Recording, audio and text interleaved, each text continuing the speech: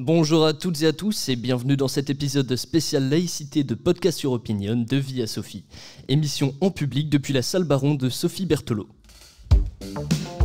Via Sophie, Podcast Your Opinion, émission spéciale à l'occasion de la journée de la laïcité.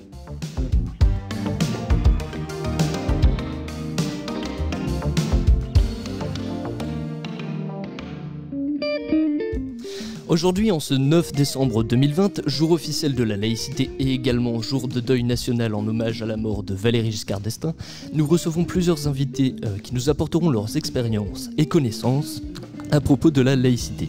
Cette valeur très simple finalement, mais qui provoque de nombreuses controverses.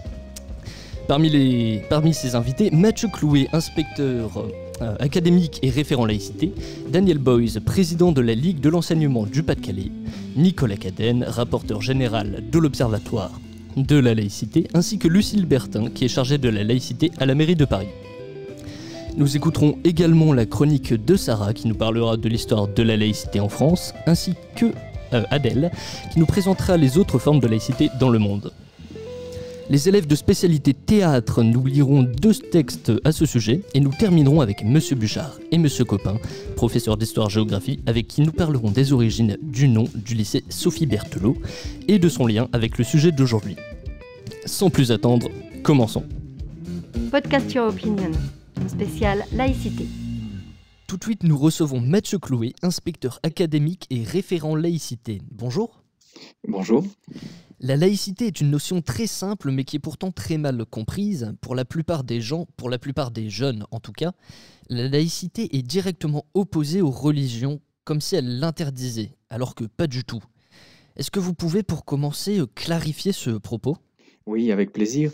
Alors c'est vrai que vous avez parfaitement raison. La laïcité est souvent mal comprise, et pas seulement par les jeunes d'ailleurs. On a pu avoir par exemple des échos dans la presse internationale, des incompréhensions, des malentendus qui entouraient le principe de laïcité. Alors, 2 choses à dire peut-être avant de la définir. Dire ce qu'elle n'est pas. D'abord, la laïcité, ça n'est pas l'anti-religion. Il n'y a pas d'hostilité dans le principe de la laïcité aux croyances de nos concitoyens.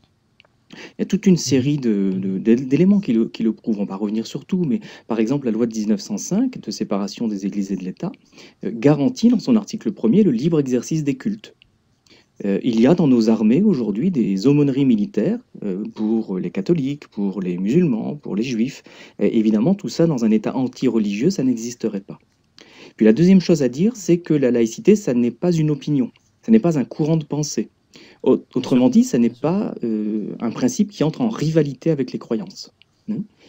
Alors, qu'est-ce que c'est la laïcité ? C'est d'abord un principe de droit. La laïcité, c'est un principe d'organisation de la République, c'est-à-dire que c'est un ensemble de règles. Il n'y a pas de définition à proprement parler en droit, mais il y a 3 piliers, je pense, qui peuvent être facilement compris par tout le monde. Le premier pilier de la laïcité, c'est la liberté de conscience. Le principe de laïcité, c'est un principe qui vise à garantir, à assurer la liberté de conscience, c'est-à-dire la possibilité qui est reconnue à chaque individu de choisir librement ses principes moraux, ses convictions, ses croyances, de changer cela quand il le souhaite. Le deuxième pilier, c'est l'égalité en droit, c'est-à-dire que dans une république laïque, tous les individus sont traités de la même façon du point de vue du droit. Par exemple, dans les écoles, vous n'êtes pas traité différemment par vos professeurs selon que vous êtes d'une religion ou d'une autre, ou que vous n'avez pas de religion. Du reste, c'est pour ça que lorsque le terme laïcité a été forgé, c'est à la fin du 19e siècle, on s'est inspiré du laos grec, c'est-à-dire de l'ensemble du peuple, et pas de l'ethnos par exemple, ou même du démos. Et puis le dernier pilier qui permet de définir la laïcité, c'est la neutralité de la puissance publique et la séparation des églises et de l'État. Alors, cette neutralité de la puissance publique, elle est très importante, c'est celle qui interdit aux fonctionnaires de tenir des discours partisans. Mais elle ne les empêche pas, bien sûr, et au contraire, de tenir des discours qui soient républicains. Donc vous voyez que la laïcité, c'est d'abord ça, c'est d'abord un cadre juridique qui va protéger l'ensemble de nos citoyens. Mais ça n'est pas seulement ça, la laïcité c'est aussi une valeur, parce qu'elle a un sens. Et elle vise à permettre en fait à chacun de vivre avec les autres, sans qu'on soit amené à relier notre individualité, mais simplement en la choisissant librement. Et donc, vous voyez, la laïcité, en fait, elle se rattache à un idéal qui est l'idéal d'émancipation qui était porté par les Lumières et la Révolution française. Voilà, Mhm. c'est tout ça la laïcité. D'accord. Eh bien, merci. On enchaîne avec la deuxième question. Adèle, je t'en prie. Oui, donc justement, vous agissez dans des établissements scolaires pour informer les élèves et dissiper des genres de quiproquos. Donc des quiproquos qui pourraient être, comment dire, on pourrait justement ne pas bien définir la laïcité. Comme vous avez pu le dire, on pourrait penser que c'est anti-religieux alors que pas du tout. Et donc, quelles actions prenez-vous comment dire quelles actions À partir de quelles actions y parvenez-vous pour sensibiliser les jeunes ? Oui, alors, en fait, c'est un travail qui est un travail vraiment collectif. Il y a d'abord tout le travail qui est mené par les professeurs dans les classes. Ça, c'est absolument essentiel, que ce soit dans le cadre, par exemple, des cours d'enseignement moral et civique, des cours d'histoire-géographie, de philosophie, de SVT, etc. Et c'est l'occasion aussi, ici, de saluer l'ensemble de ce travail-là. Il y a aussi toute une série d'initiatives qui existent, qui sont portées par l'ensemble des personnels. C'est plutôt de ça dont je vais vous parler maintenant. Avec, à chaque fois, vous allez voir un point commun, je vais prendre quelques exemples. Ce point commun, c'est de parvenir à transcrire dans la réalité quotidienne le principe de laïcité. Parce que aujourd'hui encore, on a du mal à faire comprendre, à faire saisir que la laïcité, c'est une valeur positive. Et donc, il faut quand même qu'on s'interroge là-dessus, si vous voulez, sur la façon de l'expliquer. Et pour que les élèves, notamment, comprennent que c'est une valeur positive, il faut absolument qu'ils en éprouvent la réalité. Et alors, éprouver, c'est deux choses. Ça veut dire qu'il faut qu'ils en aient la preuve, d'une part, et puis ça veut dire qu'il faut qu'ils la mettent à l'épreuve aussi, et qu'ils puissent la discuter. Autrement dit, il ne faut pas se limiter à la théorie. Alors, moi, dans le cadre de mes missions, j'ai pu observer toute une série de projets qui ont été menés dans différents établissements. Je vous en citais voilà, 3-4 pour que vous ayez une vision d'ensemble. Par exemple, il y a un atelier, enfin une série d'ateliers qui sont proposés à des élèves de collège, dans un collège de la métropole lilloise, à Lille Sud, collège Louise Michel, qui invite, sous forme de jeu, qui invite les élèves à réfléchir et à classer des étiquettes qui contiennent des assertions, comme par exemple Jésus a été crucifié, ou si l'on fait des péchés, on va en enfer, et à les classer dans deux cases, la case croyance, la case savoir. Donc ils en discutent entre eux, et puis ils classent dans l'une de ces deux cases. Et ça permet, vous voyez, ça c'est un principe essentiel quand on parle de laïcité, ça permet de distinguer les savoirs et les croyances sans opposer les unes aux autres. Et donc ça permet de montrer en réalité, quand on reprend avec eux, quand on discute avec eux, la laïcité, c'est bien sûr un principe qui protège les croyances, puisqu'on a le droit de croire ce que l'on veut croire, c'est pas un problème, mais c'est un principe qui garantit aussi que l'on a accès au savoir. Et ça, aucune religion ne peut empêcher nos élèves d'accéder au savoir. Ça, c'est un exemple. Autre exemple, dans un lycée, là, nous sommes à Douai, le lycée Corot, il y a un professeur qui a amené ses élèves à rédiger des uchronies. Donc, il s'agissait d'imaginer la vie au lycée, si les lois, la loi Ferry, la loi Goblet, la loi de séparation de 1905 n'avaient pas été votées en France. Ça a donné lieu à une campagne d'affichage dans l'établissement, et c'était bien fait, les élèves ont pu se projeter comme ça de façon assez intéressante. Et puis, voilà, dernier projet que je peux mentionner, il y a eu un grand projet du conseil départemental du Pas-de-Calais l'année dernière, où 17 collèges et un IME se sont lancés des défis. Et là, c'était les élèves qui imaginaient les défis qu'ils lançaient à leurs camarades d'un autre établissement, de façon à pouvoir illustrer ce qu'était la laïcité. Voyez ? D'accord, eh bien, merci beaucoup. On passe à la dernière question. Tout d'abord, les événements liés à l'attentat de Monsieur Samuel Paty ont secoué la France et plus particulièrement les établissements scolaires. Selon notre ministre de l'Éducation nationale, Jean-Michel Blanquer, excusez-moi, presque 400 violations de la minute du silence en hommage à Samuel Paty ont été signalés. Comment expliquez-vous autant de manque de respect envers cela et surtout, comment y avez-vous réagi? Alors, ça, ce sont des éléments que je ne peux pas vous apporter en réalité, hein. Je vous parlais tout à l'heure, des limites, qui sont les limites qu'il faut que je m'impose dans mon discours et je ne peux pas commenter, la façon dont nous avons pris en charge les atteintes à la laïcité et les troubles, au moment de l'hommage national. Alors le ministre a communiqué effectivement sur, un certain nombre d'atteintes. C'est plus évidemment qu'on ne le souhaiterait. Ce serait une de trop. En même temps, si vous ramenez ça au nombre total d'élèves dans le système éducatif, ce sont des comportements qui sont bien évidemment minoritaires. Hein. Alors, ce que je voulais vous dire quand même là-dessus, c'est que moi, je ne vais pas revenir, hein, sur les circonstances de la tragédie. Oui, bien sûr. En fait, il suffit de dire en fait que dans le pays de Voltaire, dans le pays de Victor Hugo, dans le pays de Jaurès, on a tué un professeur parce qu'il a montré des dessins à ses élèves. Voilà. Et en disant ça, je crois que ça suffit à dire toute l'abjection et toute l'horreur de la situation. Exactement. Alors moi, ce que je voudrais vous dire, c'est que cet assassinat, il a mis en évidence quand même ce qui était en jeu, véritablement. Vous vous souvenez peut-être du propos du président de la République, Emmanuel Macron, lorsque l'hommage national a été rendu dans la cour de la Sorbonne. Il a dit « Pourquoi Samuel Paty fut-il tué? J'ai d'abord cru à la folie aléatoire, à l'arbitraire absurde. » Et il a rajouté « Non, tout au contraire. » Et alors, qu'est-ce qu'il y a dans ce « tout au contraire » Mais il y a le fait que le principe de laïcité, c'est aussi un rapport au monde. C'est un rapport à la connaissance, je le disais tout à l'heure, c'est un rapport au savoir. Autrement dit, quand on est dans une optique laïque, on vise l'éveil de la raison critique. On vise l'autonomie de la pensée. Cela induit la reconnaissance de l'égale dignité des êtres humains. Et donc, ça permet de vivre des identités qui sont multiples. Ça permet d'échapper à l'assignation identitaire et puis ça permet d'échapper aux exigences du religieux. Et donc vous avez là deux logiques qui sont face à face. Si vous voulez, vous avez une logique qui est la logique de l'islamisme radical, qui est une logique d'enfermement. Et puis vous avez la logique de la République qui est une logique d'émancipation. Et vous voyez pourquoi l'école est attaquée. C'est parce que c'est cette logique-là qui évidemment est incompatible avec les projets des fanatiques de tous bords. Eh bien, un grand merci à vous, Monsieur Clouet, pour avoir répondu à nos questions aujourd'hui. Je pense que beaucoup d'élèves, beaucoup de gens, d'adultes même, seront contents de pouvoir écouter cette émission et d'en apprendre plus sur la laïcité qui est malheureusement trop méconnue et très mal comprise. Et un grand merci à vous encore et bonne journée.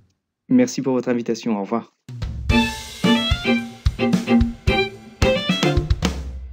On passe maintenant à la chronique sur l'histoire de la laïcité en France avec Sarah Charvet. Bonjour Sarah. Bonjour. Nous allons parler de l'histoire de la laïcité en France, comme l'a dit Valérian. Pour poser les bases, on va d'abord expliquer d'où vient le mot laïcité. Son étymologie, laïque, vient du grec laikos, qui est un dérivé de laos, qui signifie peuple, et du latin laicus, laïque au sens de qui n'a pas reçu les ordres du clergé. Laïque, aujourd'hui, est donc qualifié de ce qui est indépendant de toute religion. Aujourd'hui, on l'a dit, la laïcité repose sur 3 piliers, la liberté de conscience et de culte, la séparation des institutions publiques et des organisations religieuses, et l'égalité devant la loi. Mais d'où viennent-ils ? Le point de départ de la laïcité en France, c'est la Révolution française. Avec elle apparaît l'idée de l'État laïque, neutre entre tous les cultes, indépendant de tous les clergés. Cela permet l'égalité de tous les Français devant la loi, la liberté de tous les cultes, la constitution de l'état civil et du mariage civil, ainsi que l'exercice de tous les droits civils désormais assurés en dehors de toute conviction religieuse. En effet, la Déclaration des droits de l'homme et du citoyen de 1789 institue la liberté religieuse, notamment dans l'article 10 « Nul ne doit être inquiété pour ses opinions, même religieuses ». En 1791, la Constitution française établit la liberté des cultes et accorde des droits identiques aux religions présentes alors en France, catholiques, judaïques et protestantes. Je vous cite un passage de l'article 1er. « La France est une république indivisible, laïque, démocratique et sociale. Elle assure l'égalité devant la loi de tous les citoyens, sans distinction d'origine, de race ou de religion.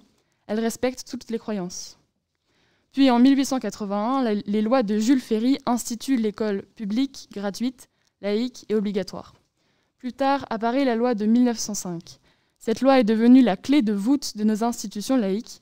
Elle implique d'une part la liberté individuelle et collective de religion et de culte, et d'autre part l'autonomie de l'État vis-à-vis des religions qui ne reconnaît, le salarie ou subventionne aucun culte. La laïcité implique évidemment la neutralité de l'État qui ne doit privilégier aucune option spirituelle ou religieuse. Je vous en cite 2 articles. Article 1. La République assure la liberté de conscience. Elle garantit le libre exercice des cultes sous les seules restrictions édictées ci-après dans l'intérêt de l'ordre public. Article 2. La République ne reconnaît, ne salarie ni ne subventionne aucun culte. Ce principe de séparation des églises et de l'État de la loi Goblet ne s'applique pas en Alsace et dans le département de Moselle. Cette entorse au principe de laïcité s'explique par l'histoire. De fait, le 9 décembre 1905, lorsque la loi de séparation est votée par le Parlement français, ces territoires font partie de l'Allemagne et lorsqu'ils se rattachent à nouveau à la France, les habitants sont contre cette loi de séparation de l'Église et de l'État. Ce qui fait que ces 2 régions sont des exceptions. En effet, les cultes et lieux religieux reçoivent encore des subventions de l'État. Certaines lois récentes peuvent prêter à confusion. En 1989, la loi Jospin accorde aux élèves des collèges et des lycées la liberté d'information et d'expression, et je cite l'article 10, dans le respect du pluralisme et du principe de neutralité. Cette loi va notamment provoquer l'apparition des foulards islamiques dans les établissements scolaires. Mais en 2004, une loi réglementant le port des signes religieux à l'école a été mise en place pour résoudre les conflits liés au port du voile islamique. Les élèves de collège et lycée ne peuvent donc plus porter de signes religieux ostentatoires. Et une nouvelle loi en 2010 interdisait le port du voile. La laïcité telle qu'on la connaît aujourd'hui s'est donc construite au fil du temps et elle n'a pas terminé de le faire. Il ne faut pas oublier que cette notion reste assez récente malgré tout pour notre société moderne. Nous devrons continuer à l'adapter quand elle fera face à de nouvelles situations, comme ce tragique incident d'octobre dernier. Super, merci Sarah. On enchaîne maintenant avec l'interview de monsieur Daniel Boys, juste après la pub.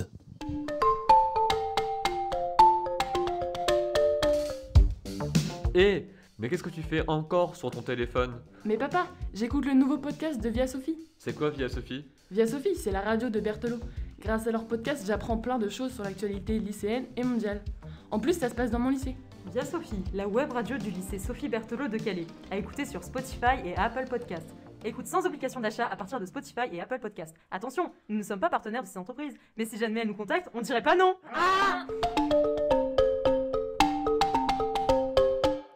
Bonjour Daniel Boys, merci d'être venu. Vous êtes en direct sur Via Sophie. Bonjour, merci de m'avoir invité au nom de la Ligue de l'enseignement du Pas-de-Calais. Eh bien, pas de quoi. Monsieur Daniel Boys, vous êtes le président de la Ligue de l'enseignement du Pas-de-Calais. Eh bien, pour commencer, qu'est-ce que c'est justement la Ligue de l'enseignement ? La Ligue de l'enseignement du Pas-de-Calais, c'est tout à fait dans l'objet de votre émission, puisqu'elle a été créée en 1866 par Jean Massé. Et au début, elle fédérait des associations qu'on appelait les amicales laïques. La Ligue de l'enseignement, elle s'est battue donc en 1866, alors que le scrutin donc universel avait été accordé, pour faire en sorte que les hommes et les femmes soient de véritables citoyens. Donc notre but, c'est de former des citoyens. La Ligue de l'enseignement, elle s'est battue pour l'enseignement public, laïque, obligatoire, et cela aboutit aux lois Jules Ferry. Ensuite, elle a beaucoup milité pour la liberté donc d'association, et donc la loi de 1901. Et enfin, pour ce qui nous intéresse donc aujourd'hui, elle était un artisan fort de la promulgation de la loi de 1905 de séparation de l'Église et de l'État. D'accord, merci. Vous aviez quelque chose à rajouter, pardon ? Oui, je peux vous dire que c'est un mouvement donc national qui a des représentants dans chaque département. Donc, il y a dans chaque département une fédération. Pour l'ensemble de la France, c'est 1 600 000 adhérents. Donc, c'est une très grosse confédération. Et environ donc 60 000 associations.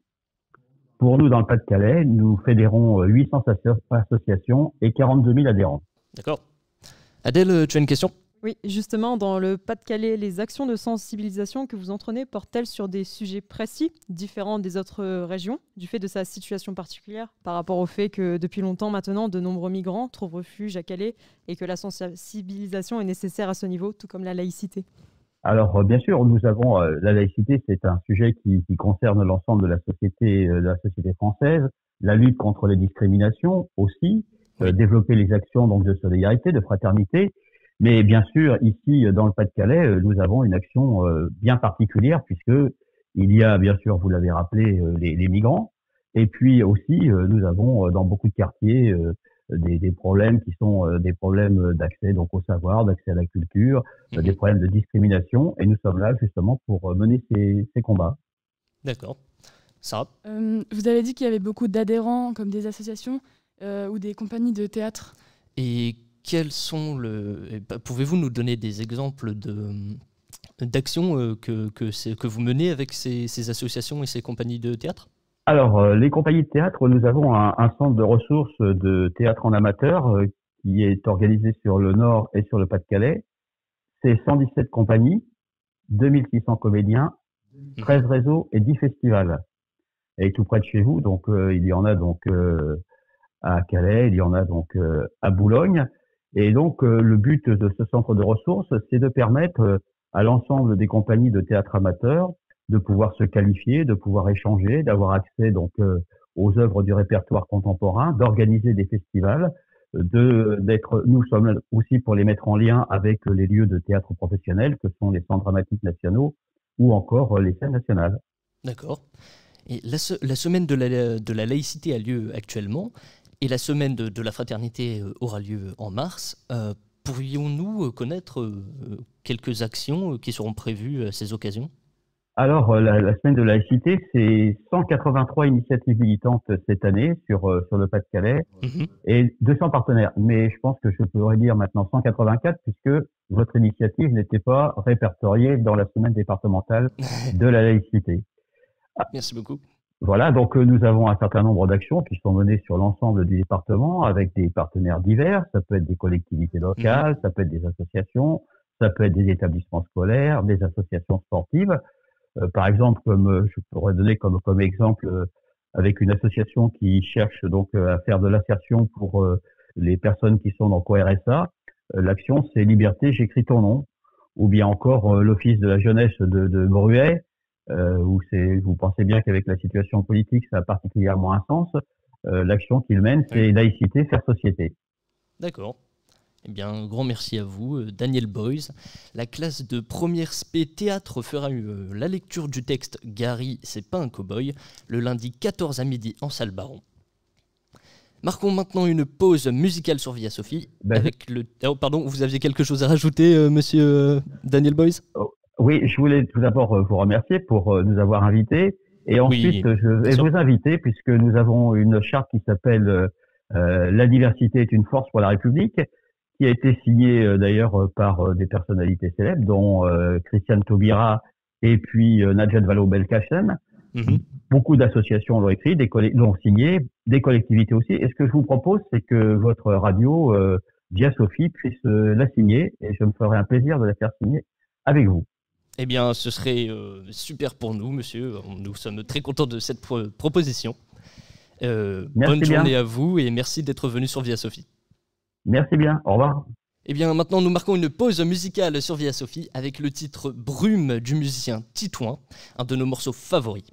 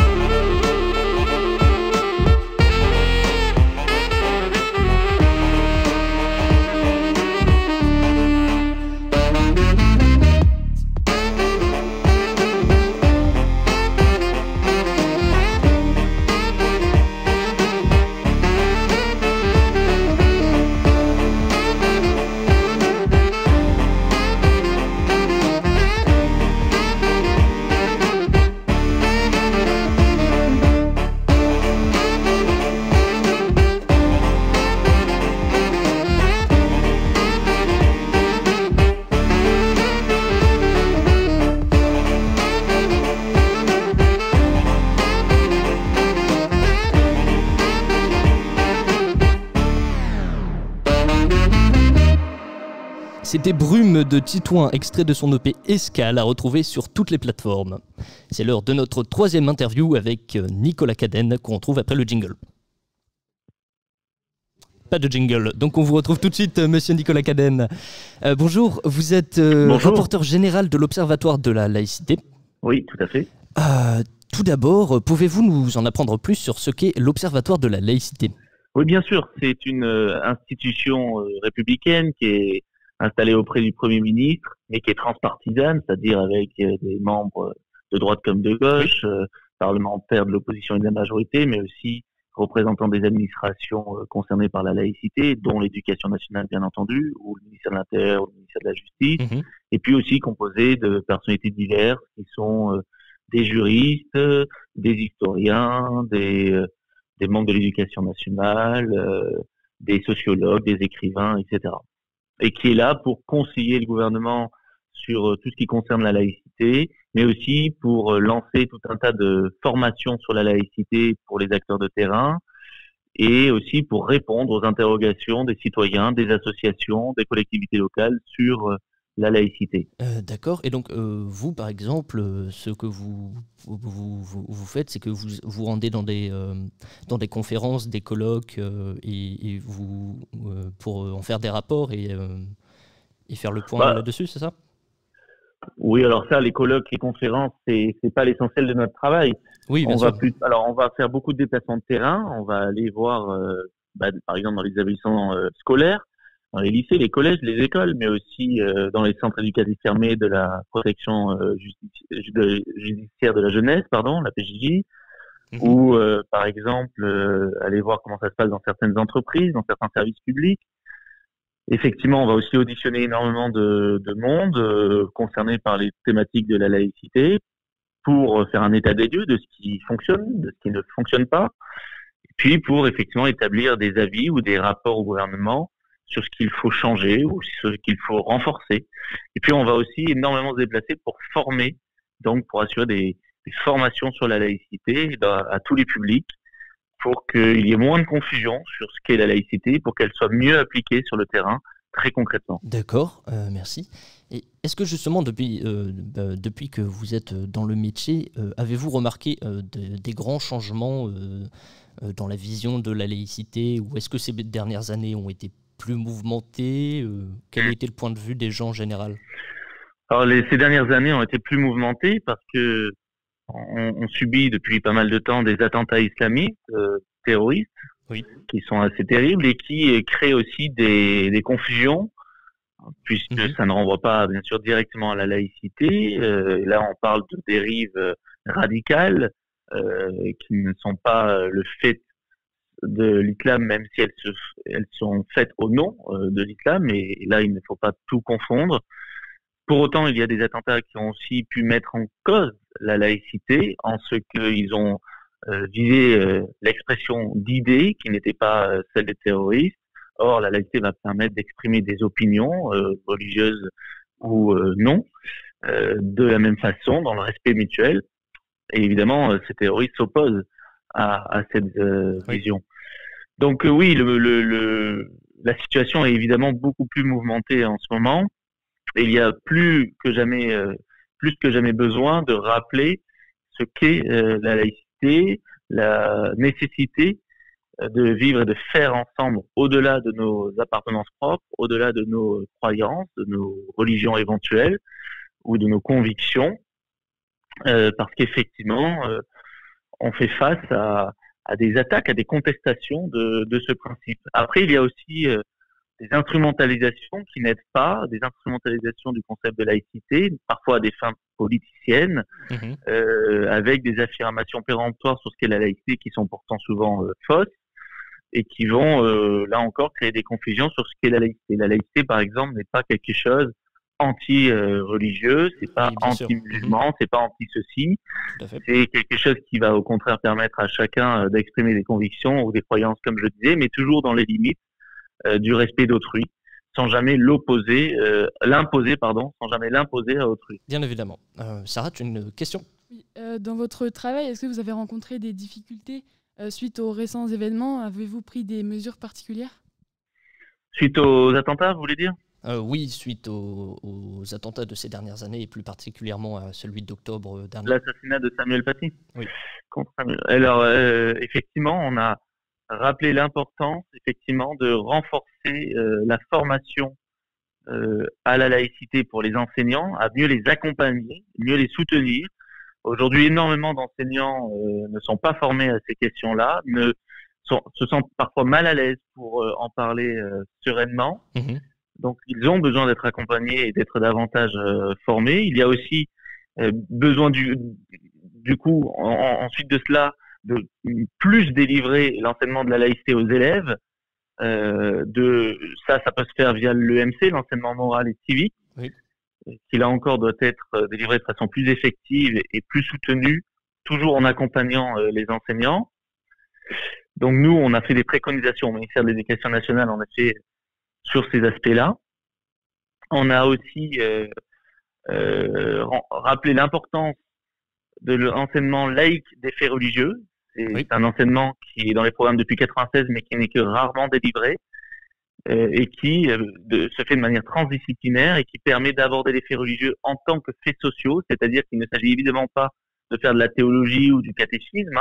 Il ne s'agit pas de parler de la croyance, mais du savoir sur les religions en tant que faits sociaux, pour mieux contextualiser les faits religieux, pour mieux appréhender leur diversité, y compris au sein même des religions, la diversité des courants, des pratiques, pour mieux comprendre leur influence sur le monde contemporain et sur le monde passé, sur certaines matières, pour mieux prendre du recul sur les croyances et aussi sur les courants de pensée, et pour justement permettre, là encore, un débat apaisé sur ces questions-là.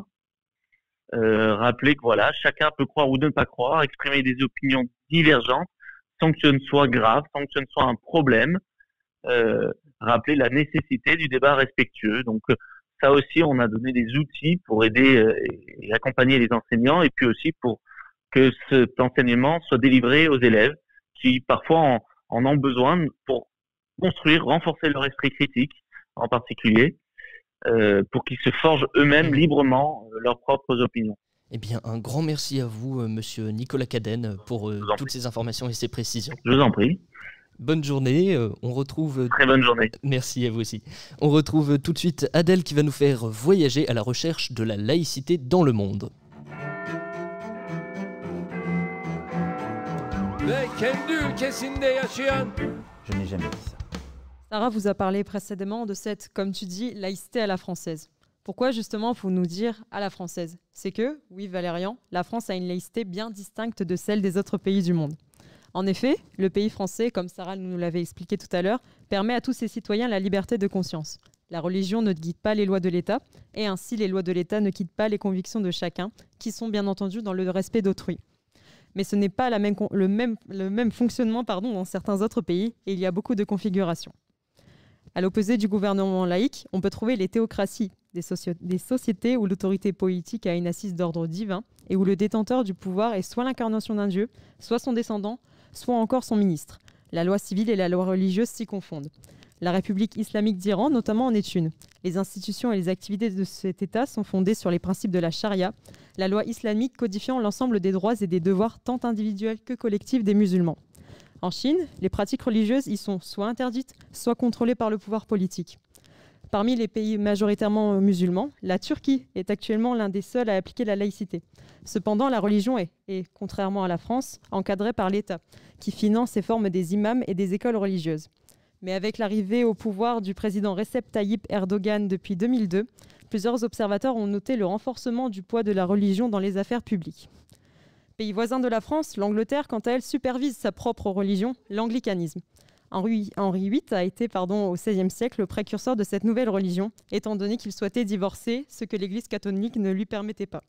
L'Église anglicane est donc une version réformée de l'Église catholique qui autorise par exemple le mariage des prêtres ou encore la femme en tant que prêtresse. L'anglicanisme est dans l'État la religion officielle, mais le pays autorise tout de même les autres cultes. Parallèlement à la France, les États-Unis, eux, ne favorisent aucune religion par rapport à une autre. Les références religieuses sont omniprésentes dans la vie publique du pays, mais ne font pas référence à un Dieu en particulier, notamment la devise « In God we trust », traduite par « Nous croyons en Dieu », qui figure sur la monnaie. Les présidents américains élus prêtent habituellement serment sur la Bible, la majorité des Américains étant chrétiens. Mais c'est une coutume qui n'est pas exigée par la Constitution. Ainsi, John Quincy Adams, en 1825, a préféré prêter serment sur un livre de droit, ou encore Theodore Roosevelt en 1901, qui lui n'a eu recours à aucun livre. On peut encore citer le Canada, qui a choisi une politique multiculturelle. L'État est symbolisé par un vivre ensemble communautaire où les signes religieux peuvent être portés et montrés. Mais certains accommodements raisonnables s'observent tout de même sur ce multiculturalisme, notamment pour le kirpan, une arme symbolique s'apparentant à un poignard porté par les Sikhs orthodoxes. Le port de cette arme a été remis en question concernant la sécurité de la population, mais le Canada a jugé que ce symbole religieux n'avait jamais été un problème. Un compromis s'est donc créé en exigeant le port du kirpan dissimulé sous les vêtements. On estime au Canada qu'il n'existe pas de culture commune à tous les Canadiens. Les droits fondamentaux de l'homme sont donc le socle commun de la société canadienne que chacun doit respecter. Il y a donc presque autant de politiques religieuses que d'États.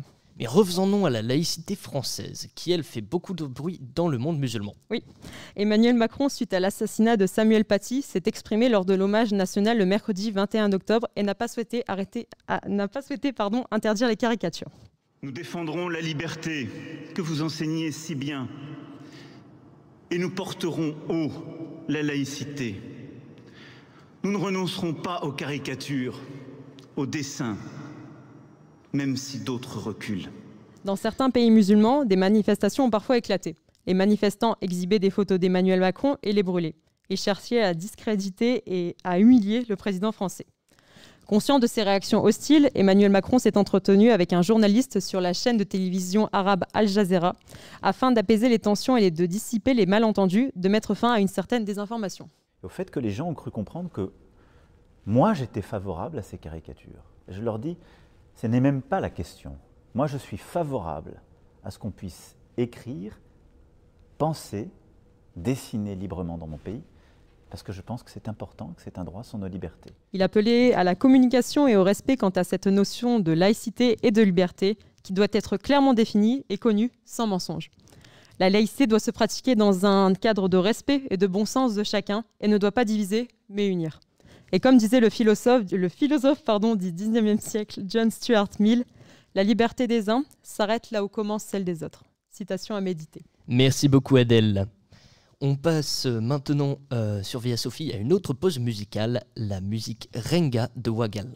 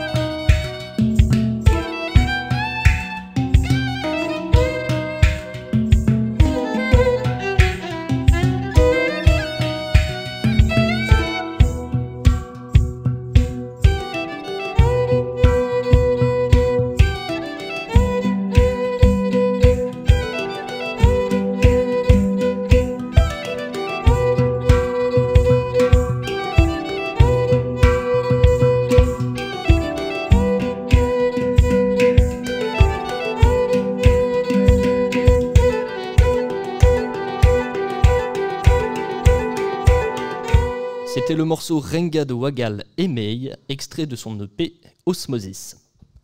Nous accueillons maintenant Lucille Bertin, chargée de la laïcité à la ville de Paris. Bonjour. Bonjour. Vous êtes donc chargée des questions laïcité dans notre capitale. Pourriez-vous nous expliquer en quoi cela consiste ? Ah oui, alors, en fait, il s'agit de veiller à ce que le principe de laïcité soit respecté par les agents de la ville. Donc, c'est vraiment intramuros. Je ne m'occupe pas de l'extérieur.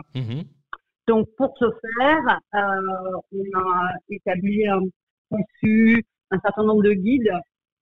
Un premier guide pour les encadrants de proximité. J'ai un retour. Je m'entends, en fait. Ah, eh bien, est-ce qu'on peut régler ça ? C'est bon ? Est-ce que vous entendez encore, Madame Lucille ?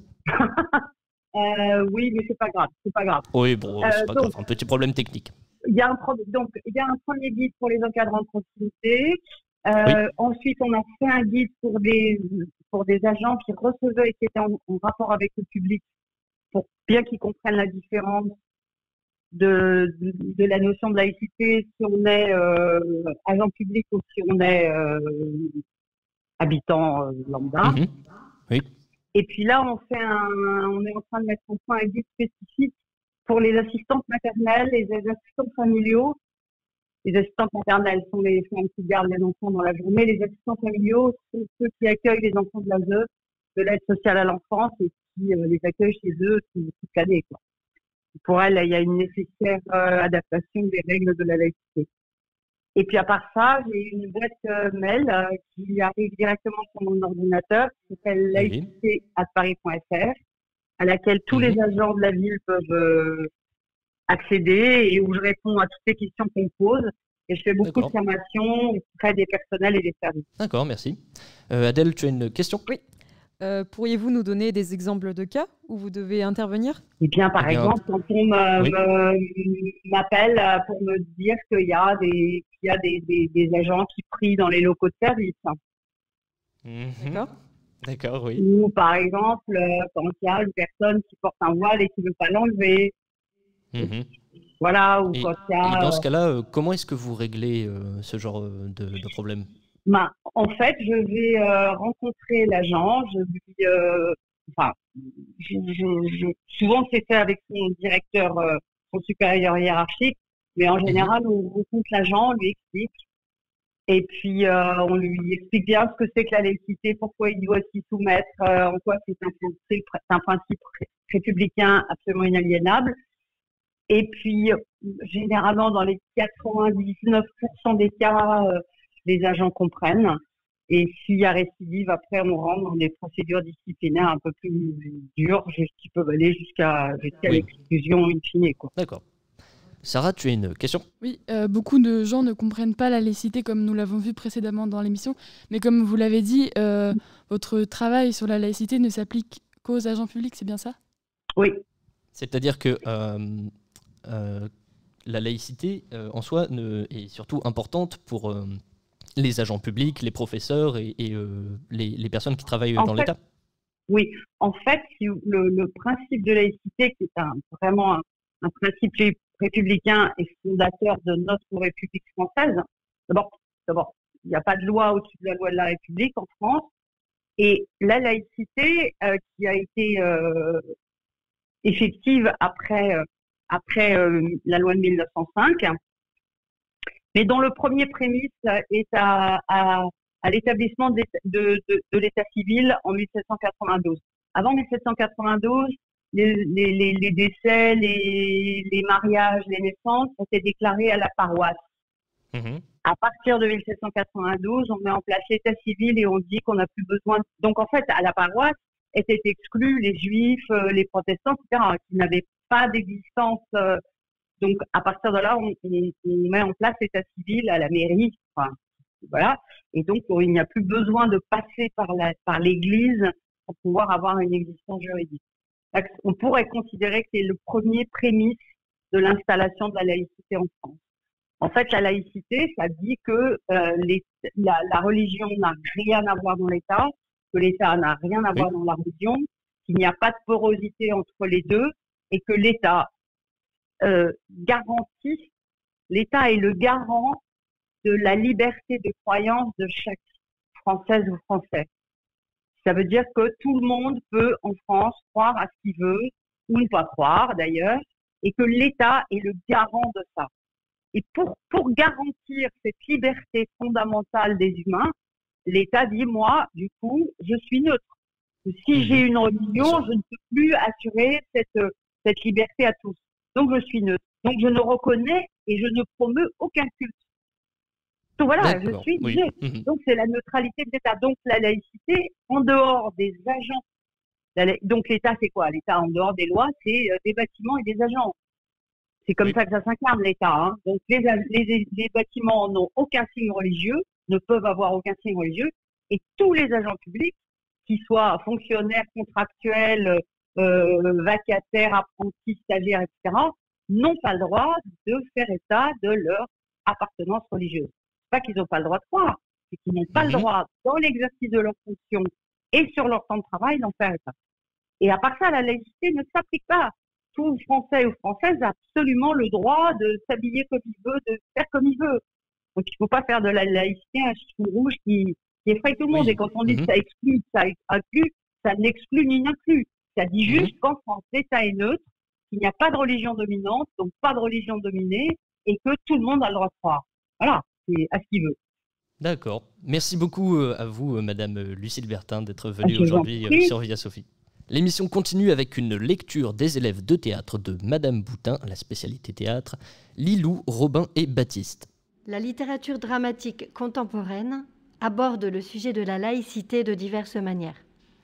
Les deux pièces, dont des élèves de première spécialité théâtre vont lire des extraits, évoquent plus précisément le phénomène de la radicalité dans les religions et musulmanes et catholiques. Dans « Et après », l'autrice, Marilyn Mattei, relate le retour du djihad de Jonas, un adolescent français converti, parti au pays du Cham et que sa famille a cru mort. Jonas est soupçonné d'avoir égorgé un koufar. Les extraits vont vous être lus par Baptiste Delamarre et Lilou Dune.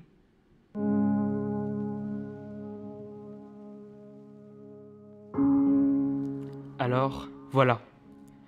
Je suis dans le jardin, bouche ouverte, à regarder le sol, pas lui quitter des yeux, voir la terre qui a bougé, sac poubelle devant moi, ouvert, ça pue. Jonas, tête toute noire, langue pendante, je tombe dedans, les yeux de Jonas, on dirait les tiens. Pas des yeux, des trous. Je me demande ce qu'il a vu en dernier. Je me demande s'il savait que c'était la fin, comme d'autres ont su avant lui que c'était la fin. Bouche ouverte. Je regarde la découpe mal faite et je vois l'image. Je revois l'image du type cagoule sur la gueule et la lame qui... Pas eu besoin de voir la face du gosse. Le couteau.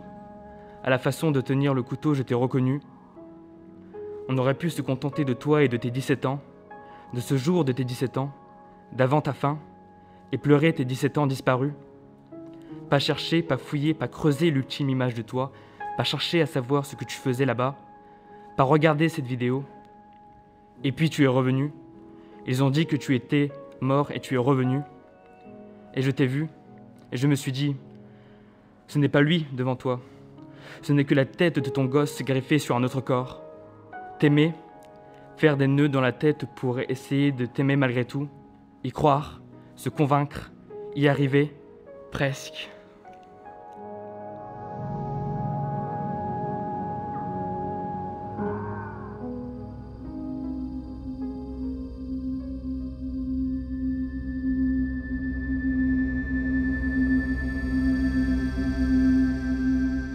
Moi, je sais que c'est pas toi. Sur la vidéo, le gars qui tient le couteau, c'est pas toi. Toi, t'es derrière, tu te grattes le menton. T'as jamais supporté les cagoules, je l'ai pas oublié, ça. J'ai jamais cru quand ils ont dit que t'étais plus là. Quand ils ont dit que Jonas, c'était fini, que mon frérot, maintenant sous le sol, il était, et que son endroit du ciel, c'était pas le paradis, vu ce que ses mains avaient fait. Moi, j'y croyais pas. J'ai dessiné des portes sur les murs. J'ai dessiné des portes sur les murs qui n'ont pas besoin de clés. J'ai dessiné les portes pour aller te chercher. M'imaginer rentrer dans ton royaume des morts, te prendre par la main pour que tu rentres à la maison. Taper 3 fois dessus, en disant ton nom. Jonas? Jonas? Jonas? La porte s'est jamais ouverte. Alors, je suis allée au cimetière, voir ta place, ton endroit. Pas de marbre, que de la terre. Je l'ai regardé et je me suis dit, faut tenter. J'avais lu un jour, pour faire vivre les morts, faut construire un bonhomme debout. Alors, je l'ai fait. Tous les jours, toi et moi, à l'autre bout du monde, l'un et l'autre. On remuait la terre, et t'es revenu. Pas entier, pas encore entier, normal. Faut que je finisse le bonhomme. Lui manque le dessous. Le dessous de la carcasse. Lui manque le cœur, le poumon et l'âme. Faut que les gens arrêtent de marcher sur toi. T'as pleuré? C'est un bon début. Les morts, ça pleure pas, c'est ce qu'il faut se dire. T'es comme un puzzle, mon Jonas. Te manque des pièces. T'es tout troué. Ton âme, elle est toute fendue. Elle est paumée. Trouve plus le bon chemin. Je vais le finir, bonhomme, tu verras. Tu seras là, bien là, entier. Plus le fantôme de toi-même. Plus de fantômes viendront te causer la nuit. Prendre le café, le thé. Plus de fantômes dans ta tête. Causeras plus tout seul. Et les bras? T'auras de vrais bras autour de toi. De vrais bras qui t'enlacent. Bien fort. Des vrais. Comme les miens. La pièce Martyr du dramaturge allemand Thomas von Mayenburg évoque, quant à elle, la radicalité de Benjamin, un lycéen qui a décidé de conformer ses actes aux préceptes de la Bible. Il réclame au professeur de sport et au proviseur de son lycée d'interdire les bikinis pendant les cours de natation et lui-même nage tout habillé dans la piscine. L'extrait est lu par Robin Niamé et Baptiste Delamarre. Aujourd'hui, jour de la Saint-Polycarpe, je confesse devant Dieu et les hommes, j'en ai assez. J'en ai assez de me cacher et de jouer au malade alors que je suis le seul être en bonne santé ici. J'en ai assez que les épaules nues de Lydia brillent sous le jet de la douche comme des beignets glacés. J'en ai assez d'avoir à regarder avec mes lunettes de piscine embuées les cuisses de Mélanie s'ouvrir quand elle nage devant moi. J'en ai assez d'être aveuglé par la chair luisante et pleine de cellulite qui coule du bikini de Stéphanie dans le couloir à côté du mien. Longtemps je l'ai toléré, bien que le Seigneur ordonne que les femmes aient une tenue décente, qu'elles se parent avec pudeur et modestie. Donc pas de bikini. Mais comme il convient à des femmes qui font profession de piété, je l'ai toléré. Peut-être ne l'ai-je pas remarqué, mais maintenant je le remarque.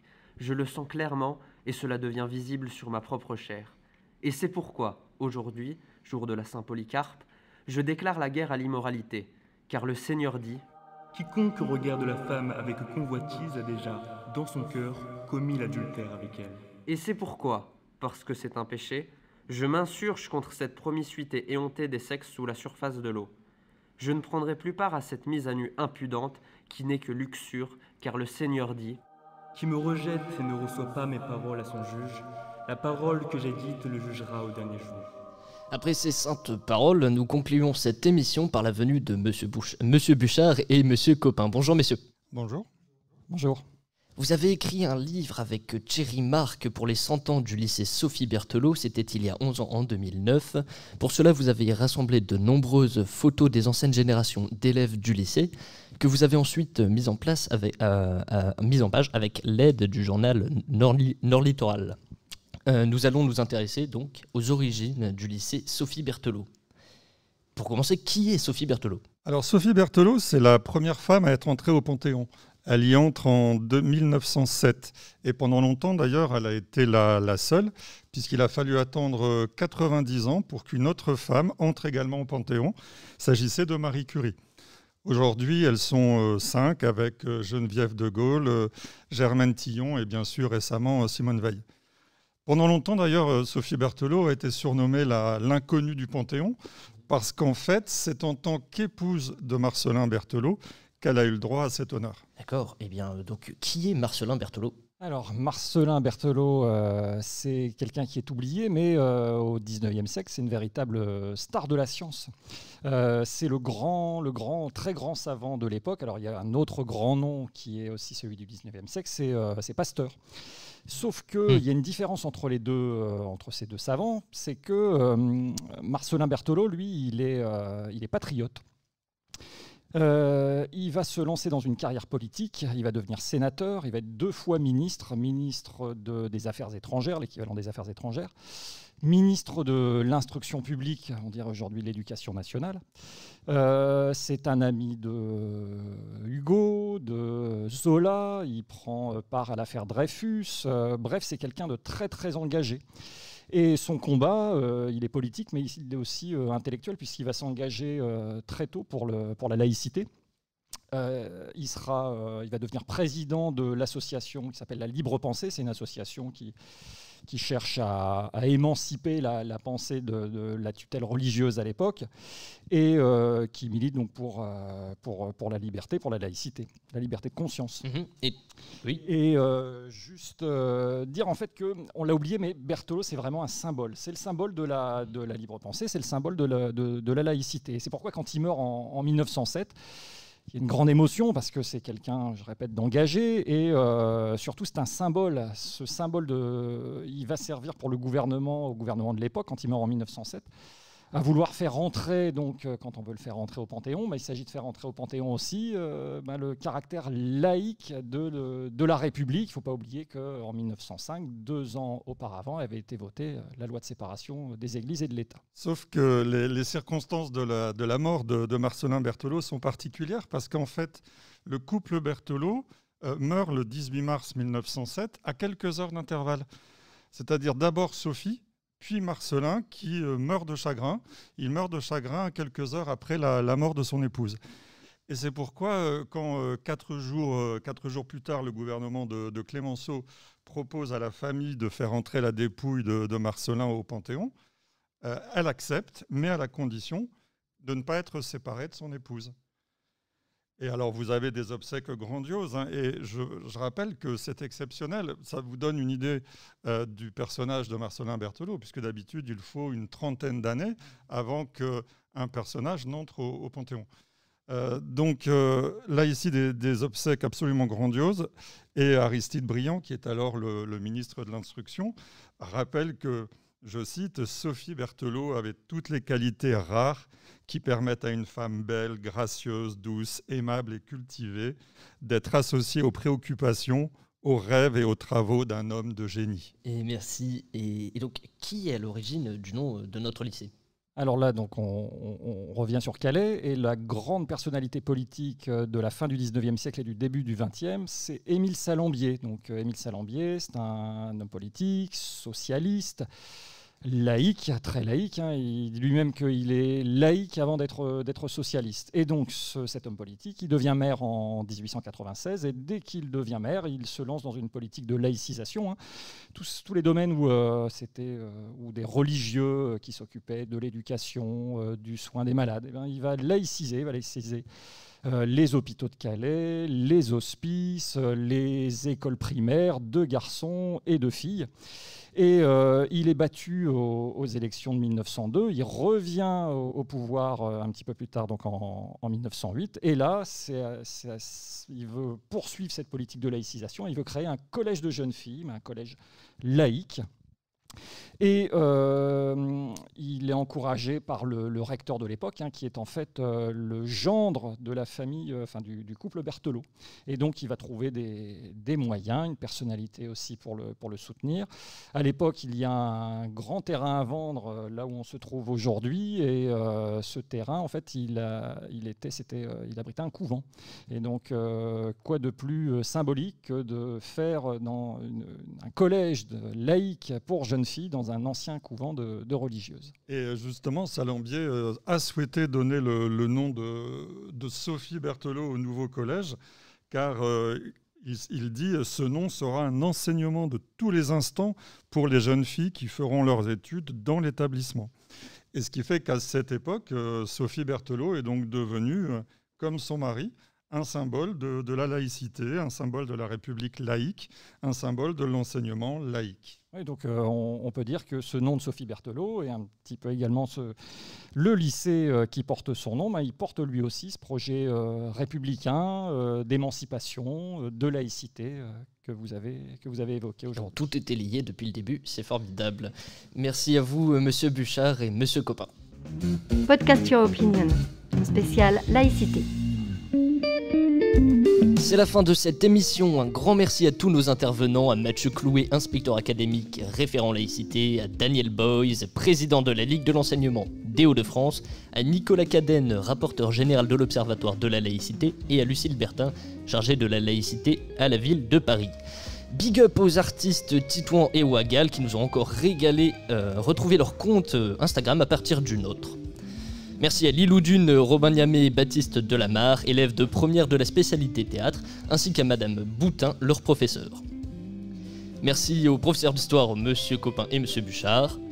Merci à Monsieur Boron, professeur de musique, et à Monsieur Amédro pour leurs aides techniques. Merci à l'administration du lycée Sophie Berthelot, Monsieur Hénon, Madame Decoudu et Madame Chaval, sans qui nous n'aurions pas pu réaliser cette émission. Merci également à Spencer Guin qui nous a permis d'avoir le matériel à temps. Et évidemment, merci à toute l'équipe de Via Sophie, Adèle, Sarah, Candice, Victor. Sur ce, nous vous souhaitons une bonne journée, laïque de préférence, sur Via Sophie.